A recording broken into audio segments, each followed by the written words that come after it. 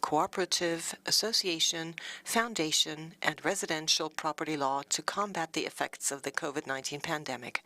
This also applies to the possibility of participation of members of the Executive Board and the Supervisory Board in this meeting by way of video and audio transmission. The entire AGM can be followed live in picture and sound by shareholders registered in the share register via the AGM online service set up for this AGM. Shareholders duly registered for the AGM or their proxies may also exercise their voting rights via the AGM online system in accordance with the voting procedure, which I will explain later. They may either exercise their voting rights themselves or through a representative by means of electronic communication, specifically by absentee vote, or the shareholders may have their voting rights be exercised by the proxies of the company in accordance with the instructions given by them and may change or revoke an instruction given. Shareholders who have exercised their voting rights themselves by electronic absentee vote or by proxy may object to resolutions via the AGM online service until the end of the AGM without appearing at the AGM.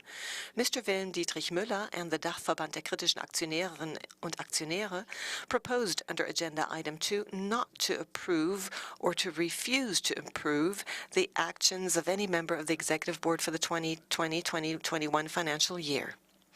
Mr. Wilhelm Dietrich Müller and the Dachverband der kritischen Aktionärinnen and Aktionäre further propose under Agenda Item 3 not to approve or refuse to approve the action of the members of the Supervisory Board. The company made the proposals available on its website on 25 January 2022. The counter-motions shall be deemed to have been made. There are no further counter-motions and/or election proposals that would have to be dealt with at today's virtual AGM. The company's proxies will neither submit any motions at the annual general meeting, nor will they be available to ask questions of shareholders at the AGM. The attendance area for today's virtual AGM comprises the room from which we are broadcasting the AGM, that is the Congress Center at TUI AG's head office in Karl-Wichert-Allee 4 in Hanover. I am pleased to announce the attendance at today's annual general meeting as well as the number of absentee votes already received. The participants' register is available. Of the company's registered share capital amounting to €1,622,914,412, divided into €1,622,914,412 no-par shares, 741,287,744 no-par shares with an equal number of votes are represented. That corresponds to 45.67% of the registered share capital. In addition, absentee votes were received for 54,987,047 no-par shares. In total, 796,274,791 no-par shares are present, which corresponds to 49.06% of the registered share capital. I will now sign the participants' register and hand it over to the Notary Public. The participants' register, including attendance updates, is available here in the room. In addition, I will announce the changes in attendance together with the then current number of absentee votes received in due course. I would also like to point out that picture and sound recordings are not permitted. According to our Articles of Incorporation, I, as chairman of the meeting, shall determine the order of the items on the agenda as well as the type and form of voting. When calculating the results of the votes, the so-called addition procedure will be used. The votes in favor and against will be counted. Abstentions have no relevance for the results. The votes will be counted with the aid of a data processing system. Shareholders and proxies may exercise their voting rights during the annual general meeting until the start of the voting via the AGM online system by means of electronic communication in the form of absentee voting and may change and revoke absentee votes already cast. In addition, it is possible to submit, amend, and revoke proxies and instructions given to the company's proxies via the AGM online system.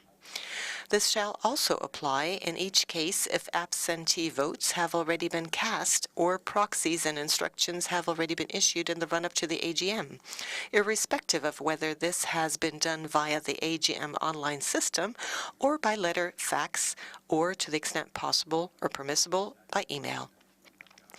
At the appropriate time, I will remind you to vote, but I would like to urge you to already now to cast your votes in time.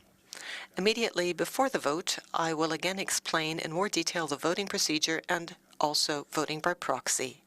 Details on the handling of personal data and the rights under the EU General Data Protection Regulation can be found in the convocation. Shareholders had the opportunity to submit questions to the management via electronic communication until 6 February 2022, 2400 hours Central European Time.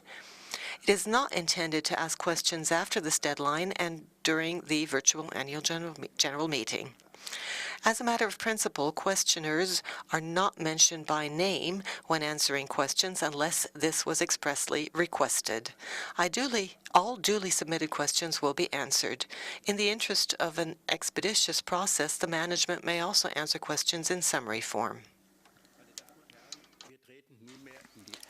Ladies and gentlemen, we will now proceed to the completion of the agenda. I would like to call agenda item 1, presentation of the adopted annual financial statement as of September 30th, 2021, the approved consolidated financial statements, the combined management report and group management report with the explanatory report on the disclosures pursuant to sections 289A and 315A of the German Commercial Code, and the report of the Supervisory Board. The documents were and are available on the company's website since the convening of the annual general meeting on December 29, 2021. These documents are also available here in the room, and they can be accessed on our homepage during the annual general meeting. Before I give the floor to Mr. Joussen, I would first like to turn to the report of the Supervisory Board.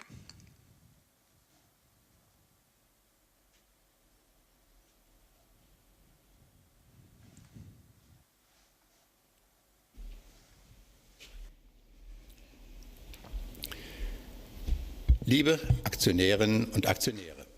Dear shareholders, when I said goodbye to the last annual general meeting in virtual format a little less than 1 year ago, I was still hopeful that the COVID-19 pandemic would no longer be the defining issue for the current AGM. Unfortunately, the virus still has the world in its grip, and so, against the background of the current pandemic developments, holding the AGM again as a virtual event was the only responsible solution. Our past fiscal year was again shaped by the impact of the COVID-19 pandemic and included many challenges. But there were bright spots as well. The year was characterized by an interplay of declining infection numbers and lockdowns, then high incidences again, back to complete lockdowns. Naturally, this had a major impact on our company's operating business. After a hesitant start, we were pleased to see increasing success in the vaccination campaigns in our source markets and destinations. Unfortunately, however, we have not yet succeeded in getting the pandemic under control to such an extent that we could speak of an endemic situation. However, there's one thing that we've been able to ascertain even in this changing environment. Our customers' desire to travel is and remains undiminished. As soon as we were able to reopen destinations, bookings jumped. At the same time, we were able to offer a safe travel experience under the respective circumstances, thanks to intelligent testing and hygiene concepts.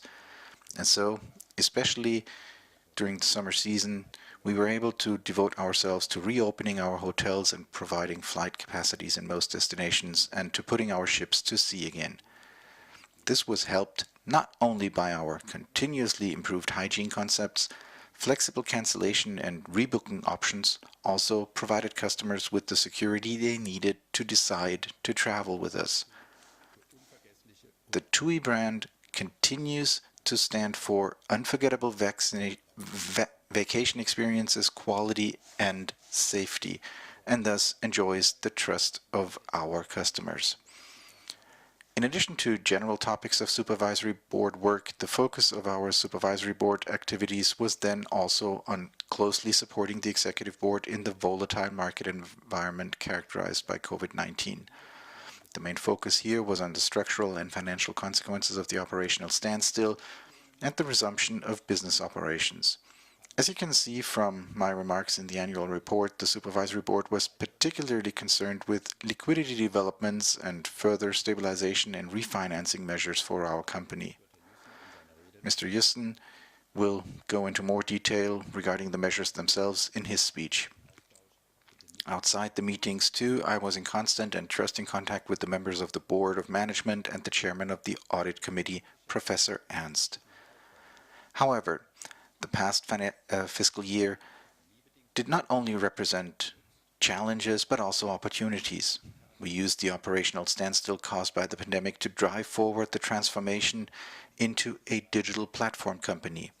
The first functions of the platform are already available and the rollout to the various source markets is progressing rapidly. Our working environment has also undergone lasting change. Many of our employees have been working almost entirely from home since the pandemic began. In Germany and the other markets, many of them will also be able to choose flexibly between a home office and an office in the periods after the pandemic. To this end, TUI is already combining office buildings, setting up flexible workplaces via so-called desk sharing, and thus becomes more attractive and flexible for our employees and more efficient as a company.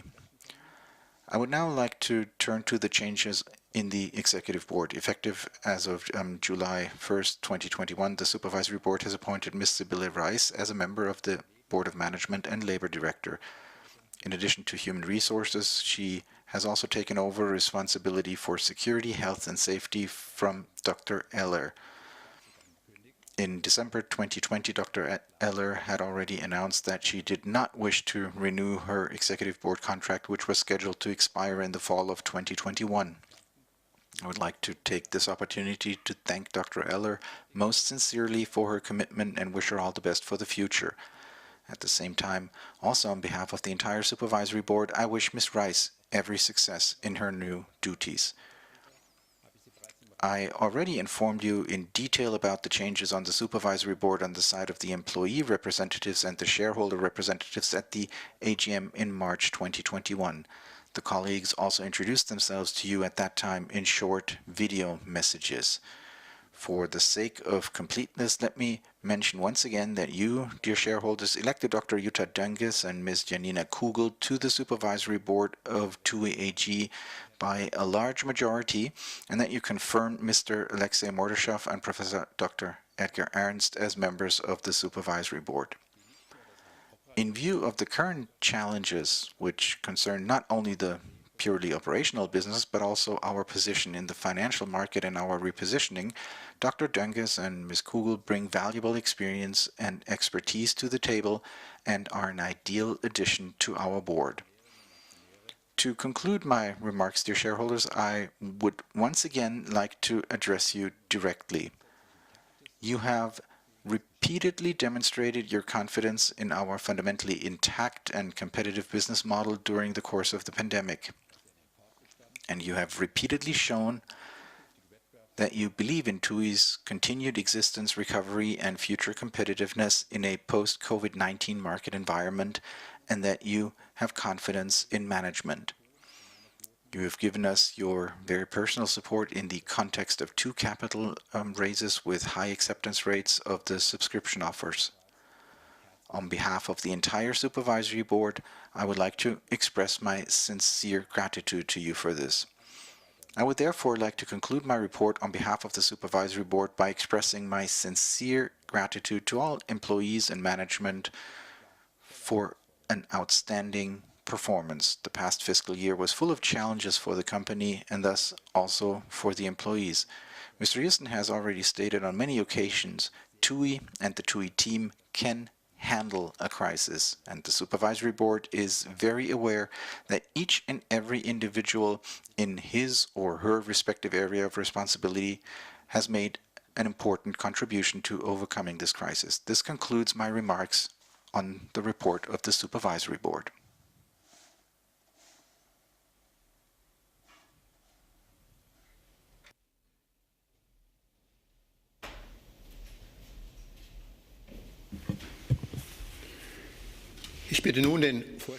I would now like to ask the Chairman of the Board of Management, Mr. Joussen, to explain the documents submitted and the situation of the company, the capital measures carried out last year, and the intercompany agreements awaiting resolution. Mr. Joussen, you now have the floor.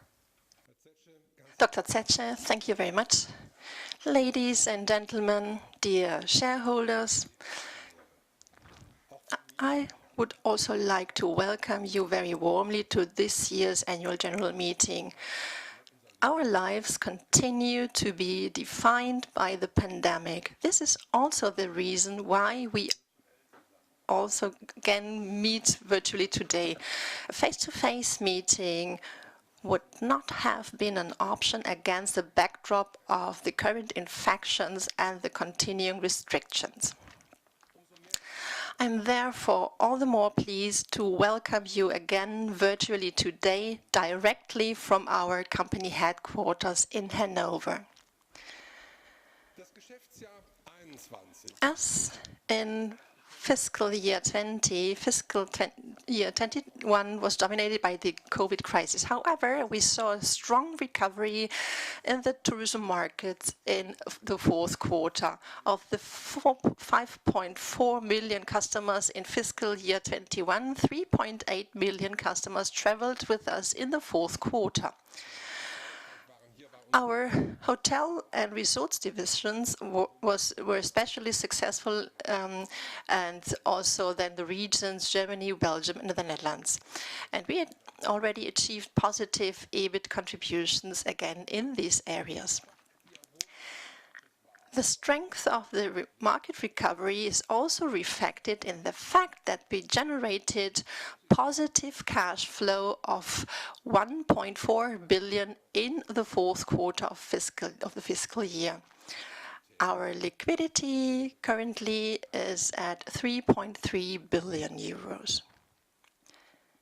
Ladies and gentlemen, dear shareholders, I'm extremely relieved that we can now leave the crisis behind us with considerable market momentum. For our employees, this crisis meant enormously uncertainty for just under 2 years, and associated with this stress and fear of loss for their own jobs, but also for the company as a whole. Working from home without the team was technically possible, but for some people it also led to feel to be alone and have to cope with the difficulties alone. I'm therefore very proud that we have made it through the crisis as a team, and that our employees continue to stand behind the company with an extremely high level of commitment. And Dieter Zetsche has said, we always say TUI and the TUI team can handle a crisis. That's true, but it's not taken for granted. Each and every individual in the TUI family deserves our thanks for the commitment who helped us to succeed and overcome the crisis. Now everyone sees and feels that things are moving forward again. The positive trend at the end of fiscal 21 has now continued in the first quarter of fiscal year 2022. So we have all reported publicly about that. In the quarter that ended in December, we had 2.3 million customers, and this compares to 0.5 million customers in the first quarter of the previous year. Accordingly, we were able to significantly reduce seasonal losses of 676 million in the prior year to 274 million in the quarter just ended. For this year's important summer season, we have planned for an extensive recovery of the market. At 3.5 million customers, our bookings are still 28% below the comparable pre-crisis level. This figure is currently improving week by week. In the week before, it was already 100% of the pre-crisis level. And of course, the price level is also important for the margin. Here we are up by 22% across all markets for summer. On the basis of this development, we will, as agreed, return KfW loans of around 700 million in the first step on April 1st of this year. Ladies and gentlemen, dear shareholders, the COVID pandemic had a serious impact on the travel industry and thus on our company in both fiscal year 2022 and 2021. However, it had a fundamentally different impact in each year. Whereas fiscal year 2020 started with record figures in the first 5 months and ended with massive losses in the summer 22 it was exactly the opposite in fiscal year 2020. Here we started with no significant business in the winter and ended with a thoroughly respectable first quarter. So the drop in prices from 7.9 million to 4.7 million and the decline of number of guests from 8.1 million to the aforementioned 5.4 million in each case on a year-to-year comparison, therefore have only limited significance. What is important on the hand is that we are able to limit losses. For example, the TUI Group's adjusted EBITDA amounted to minus 1.1 billion in the past financial year and improved 0.5 year on a year-to-year level. And the adjusted EBIT also recovered by 0.9 million to an operating loss of 2.1 billion. The earnings before income taxes was minus 2.5 billion euros in the reporting year. The loss was therefore 0.7 billion lower than in the prior year.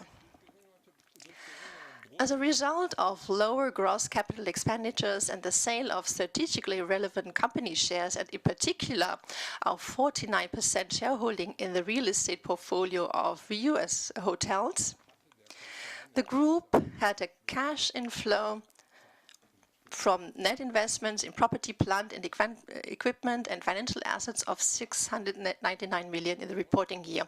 As a result, and due to the successful revival of the operating business, the group again recorded positive cash flows in the third and fourth fiscal quarters. And they were so substantial that there was a positive cash flow of 0.1 billion in the whole year. Ladies and gentlemen, dear shareholders, we can therefore state that the tourism market picked up speed again at the end of financial year 2021. In addition, we were able to use financial year 2021 to stabilize the economic situation of our company. This becomes clear when you look at the balance sheet. And I mentioned already, our current liquidity is at 3.3 billion euros. And in addition to the enormous cost savings achieved through the whole crisis and the pickup of operating business in the fourth quarter, the decisive factor was that we succeeded in refinancing a total of 2.2 billion in the last 12 months. Specifically, in April 21, we issued convertible bonds with a 7-year term and a total nominal value of 400 million. In June 21, we increased this amount by 189.6 million euros. In addition, we raised more than 500 million through the sale of the non-strategic relevant Rio Hotels Real Estate SA in May 21. Formally, after the close of the financial year in October 21, but nevertheless, it's important, and Dieter Zetsche mentioned this also, the transaction committees of the Executive Board and Supervisory Board then approved a capital increase of 1.1 billion euros, which were then subsequently very successfully implemented. Furthermore, we used the fiscal year 21 to extend our revolving line of credit early to July 21, and this was very important. As a result of these successfully implemented measures, we were able to achieve an improvement in our credit rating with both Moody's and also Standard & Poor's. For further details of the measures implemented, I'd like to refer you to the website and the reports which are made available there, and the utilization of the authorization to issue convertible bonds and bonds with warrants and the authorizations to increase the capital, equity capital. So, dear shareholders, let me now turn to the proposed resolutions on the agenda today. Under agenda items 5 to 9, we ask you to authorize the Executive Board to carry out various capital measures. As described, we have already taken important steps with regards to our refinancing in the last 12 months. The main focus was on securing the liquidity. And looking ahead, it remains our goal to return to a gross leverage ratio of less than 3 times. It's not about the liquidity, but about the balance sheet. The new authorizations give us the flexibility to act at any time if the market opportunities arise. A proposal will be made to the annual general meeting under item 5 for new authorized capital of 162 and under item 6 for further authorized capital of around 627 million. And under agenda items 7 and 8, we are also asking you for the approval to issue convertible bonds, bonds with warrants, profit-sharing rights, and then also participating bonds with a total nominal value of up to 2 billion euros and a conditional capital of around 162 million euros, which will be supplemented by a further conditional capital of 81 million euros.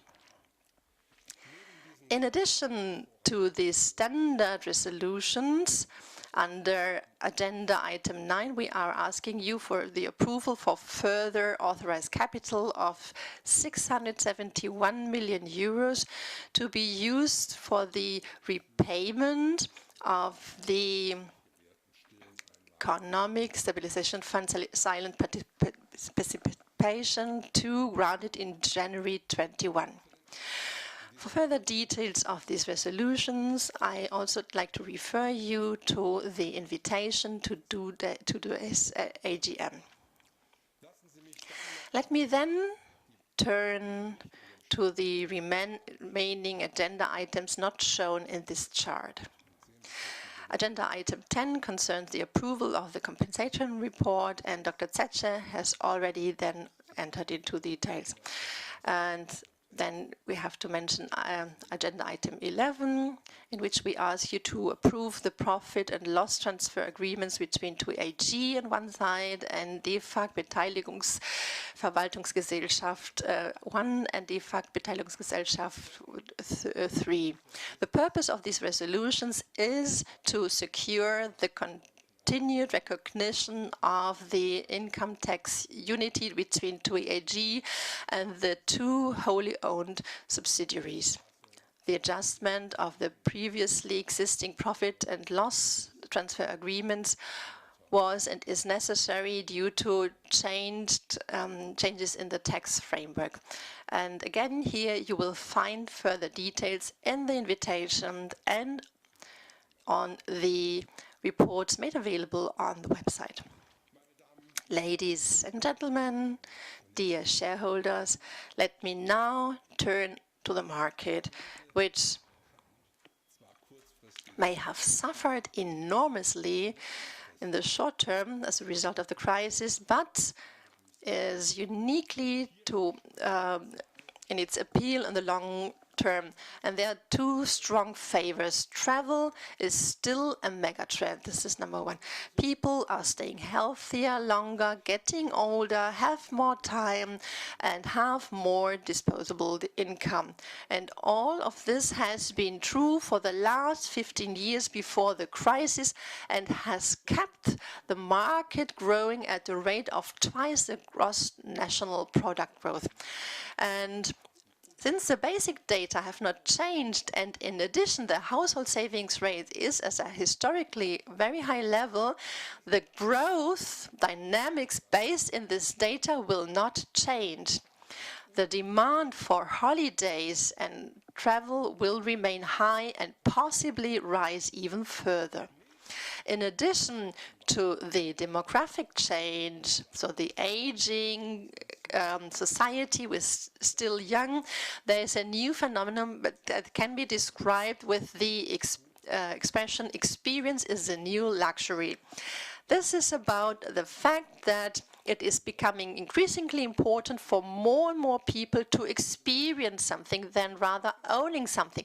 People increasingly define themselves by experiences and less by their possessions. And this market trend originally comes from the younger generation, but has now also gotten over to the older generation.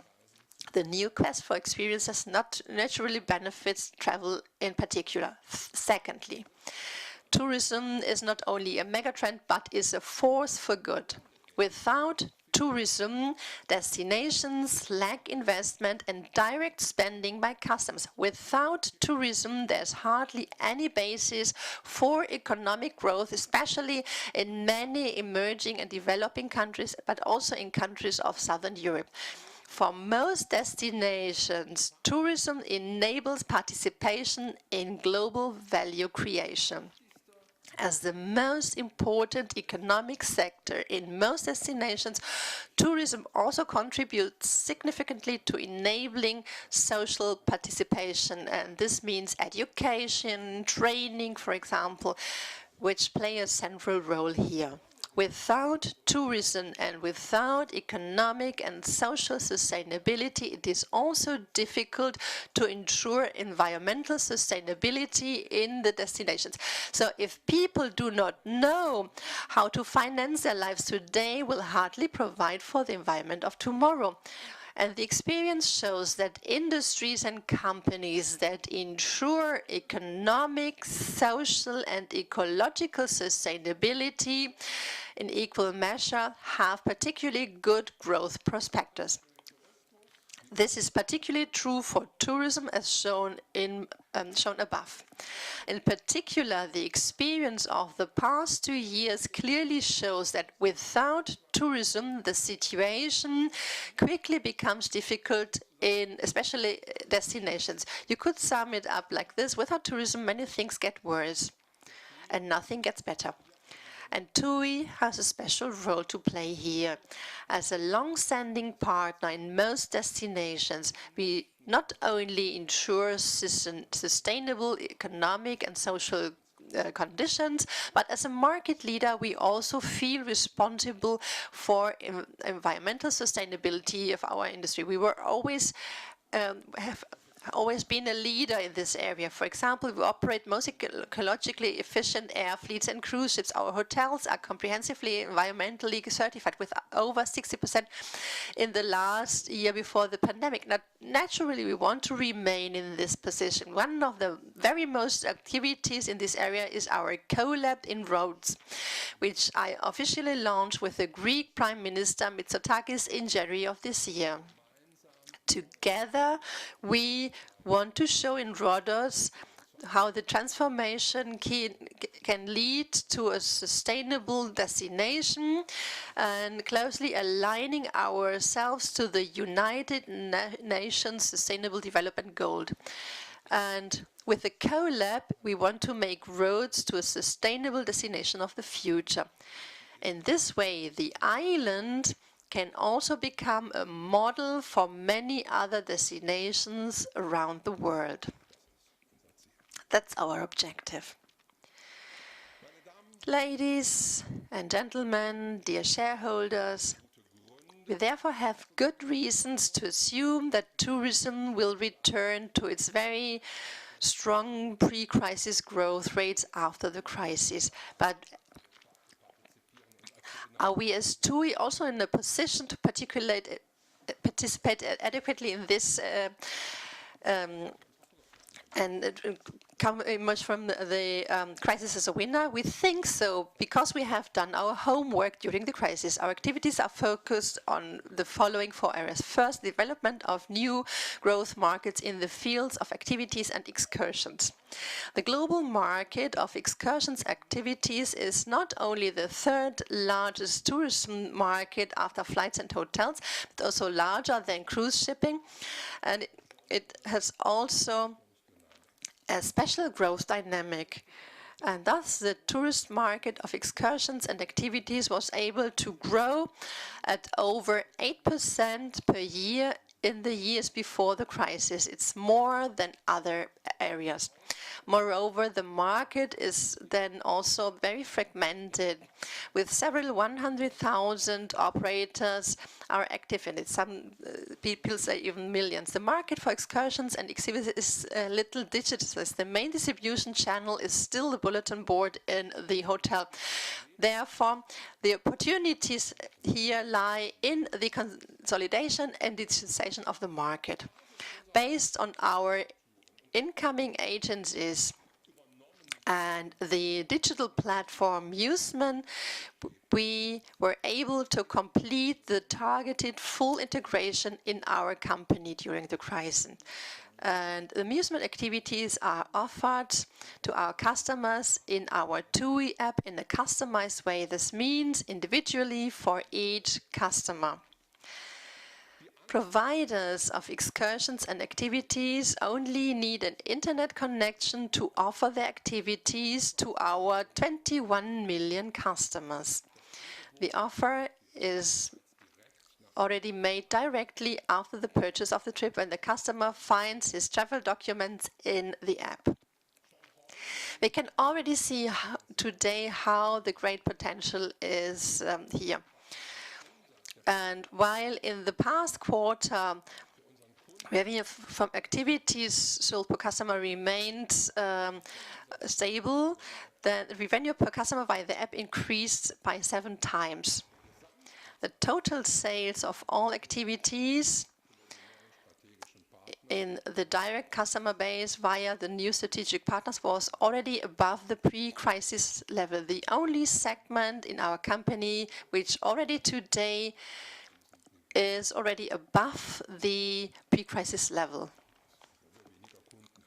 So even if, although we have less customers. Secondly, the digitization of our entire value chain, and via the introduction of our own cloud-based software architecture trips. So 2 years before the crisis, this means already as in 2018, we had already started to build up another core competence alongside integrated tourism with our digital platforms. The aim was here to achieve customer-specific individualization of our business without losing the economies of scale that are so important for us.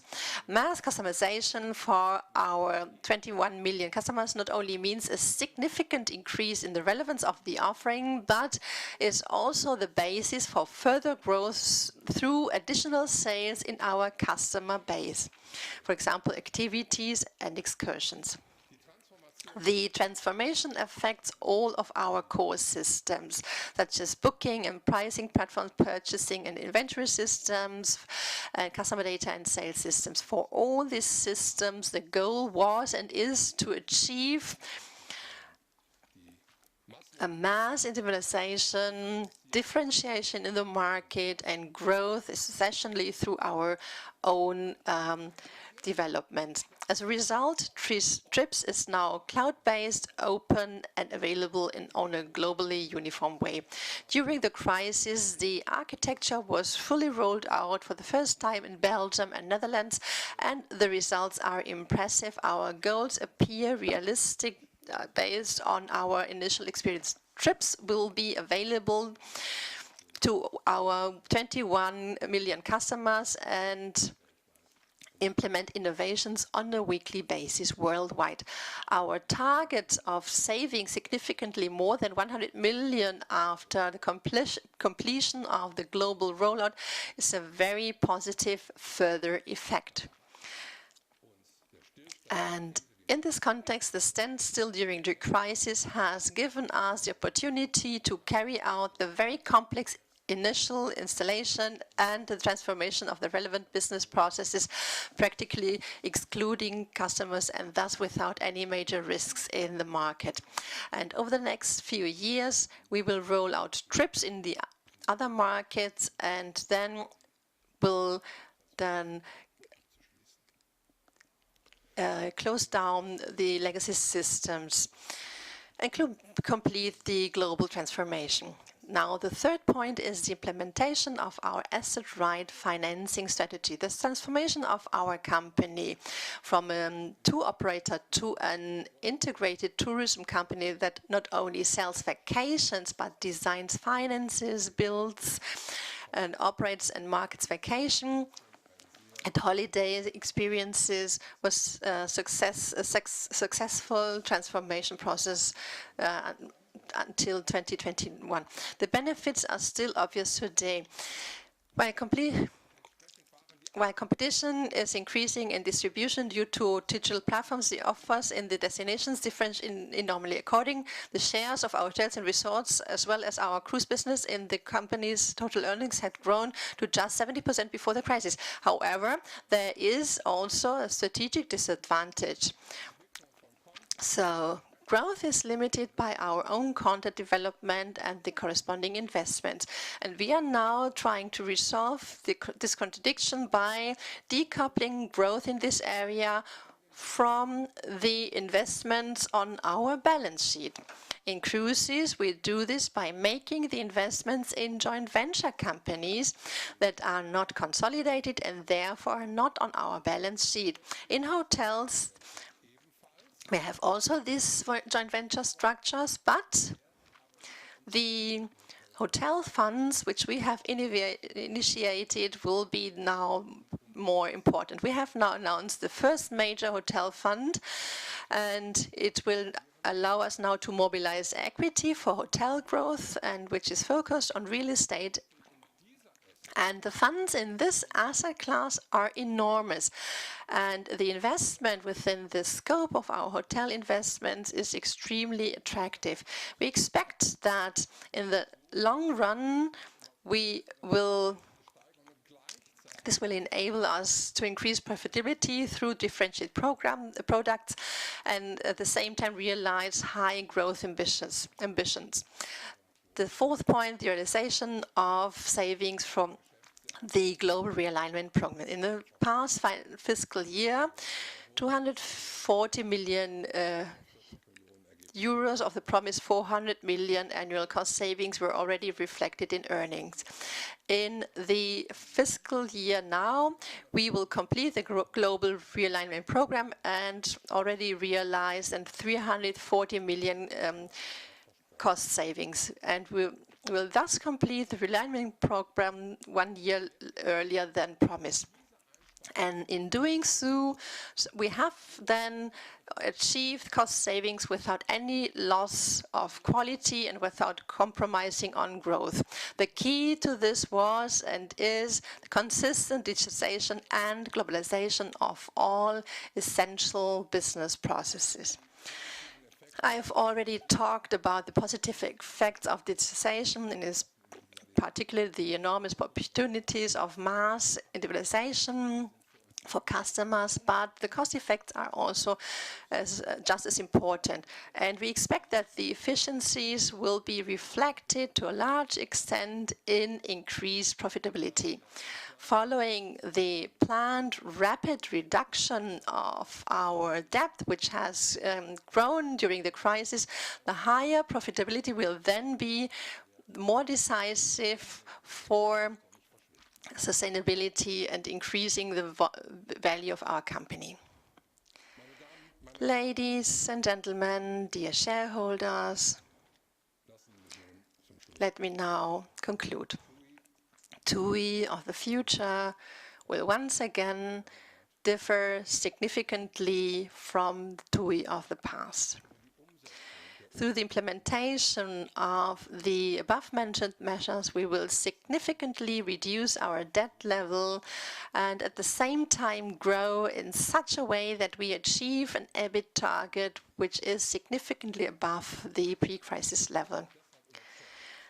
That is why we are convinced that TUI will emerge as a winner from the crisis in a recovering and strongly growing tourism market. So there are very good reasons to be invested in TUI or to invest in TUI. I thank you for being here with us today and for your long-standing loyalty to our company.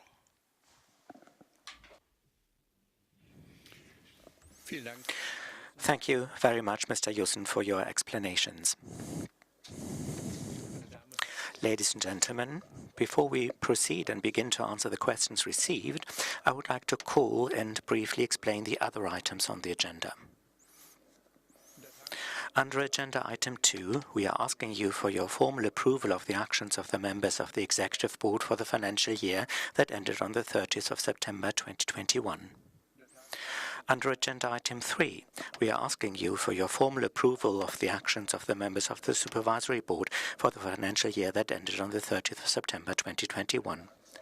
Under agenda item 4, the Supervisory Board is asking you to appoint Deloitte GmbH Wirtschaftsprüfungsgesellschaft Hanover as company auditor and group auditor for the financial year ending on the 30th of September 2022, and also for the audit review of the half-year financial report for the first half of said financial year. Furthermore, the Supervisory Board is asking you to also appoint Deloitte GmbH Wirtschaftsprüfungsgesellschaft Hanover as auditor for a potential review of additional interim financial information within the meaning of Section 115, paragraph 7, German Securities Trading Act for the financial years ending on the 30th of September 2022 and 30th September 2023 until the next general meeting.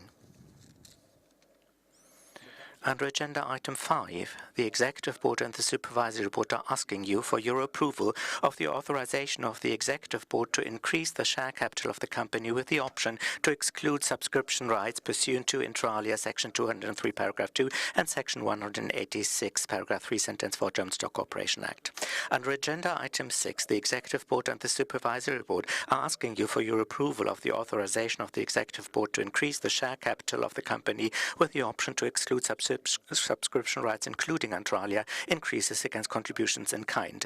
Under agenda item 7, the Executive Board and the Supervisory Board are asking you for your approval to grant a new authorization to issue convertible bonds, bonds with warrants, profit participation rights, or income bonds, or combinations thereof, with the option to exclude subscription rights pursuant to inter alia Section 221, paragraph 4 and Section 186, paragraph 3, sentence 4 of the German Stock Corporation Act, as well as to create conditional capital.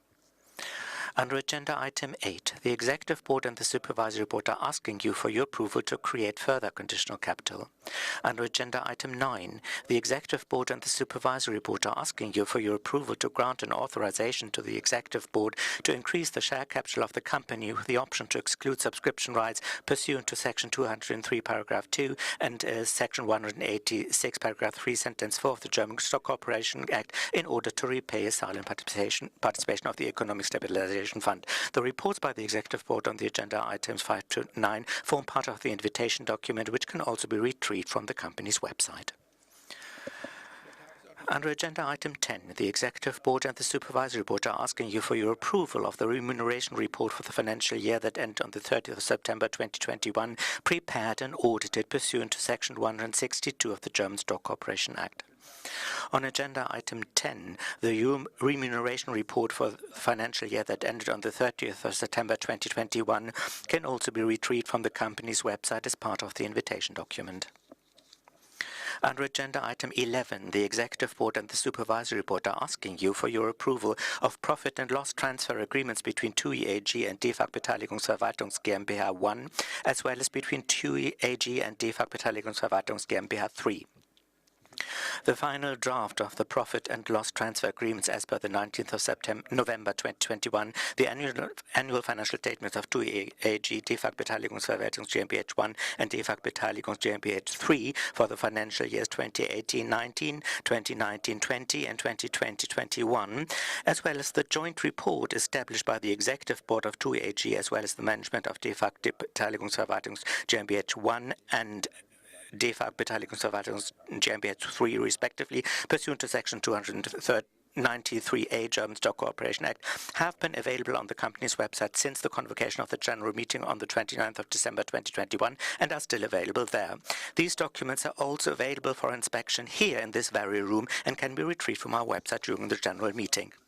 The full text of the resolution proposed by the boards on the presented agenda items 2 to 11 can be found in the convocation of the Virtual Ordinary General Meeting 2022 published in the Federal Gazette, as well as in the invitation to the Virtual Ordinary General Meeting 2022 retrievable from the company's website.